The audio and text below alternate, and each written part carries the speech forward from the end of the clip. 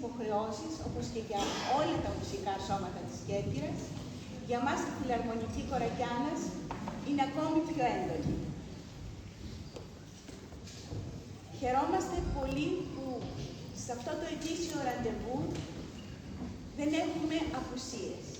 Αποδεικνύεται ο χώρος μικρός, αλλά λαμβανομένων υπόψη των δυσκολιών της πόλεως και το ότι οι εκκλησίες αυτές τις ημέρες, αλλά και άλλες, φιλοξενούν θρησκευτικές εκδηλώσεις, για μας είναι ιδιαίτερα τιμητικό ότι η Καθολική Αρχιεπισκοπή με πολύ χαρά ανταποκρίνεται στο αίτημά μας και κάθε Μεγάλη Τρίτη μας παραχωρεί την ωραία αυτή αίθουσα του Ιερού Ναού του Αγίου Φραγκίσκου Ασσίζης και Αγίου Αντωνίου, η οποία έχει μία εξαιρετική ακουστική.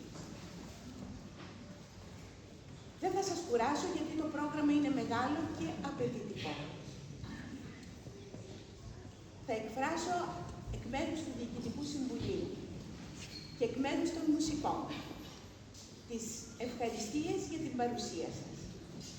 Τις ευχαριστίες για το ότι κάποιοι από εσάς είστε πιστοί σε αυτό το τρίτο ραντεβού και ελπίζουμε για πολλά χρόνια ακόμη να συνεχίσουμε να σας δημιουργούμε τη χαρά και την ανάγκη να είστε κοντά μας.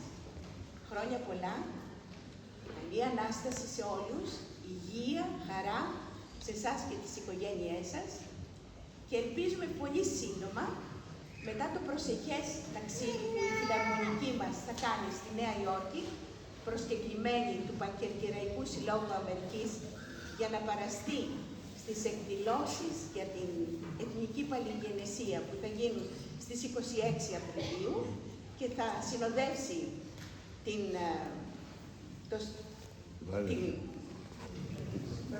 παρέλαση και την προεδρική φρουρά, να είμαστε στην ευχάριστη θέση να σας παρουσιάσουμε και ένα άλλο πρόγραμμα. Καλή ακρόαση και παρακαλώ μόνο θυμηθείτε τα κινητά σας τηλέφωνα να είναι στο αθόρυβο.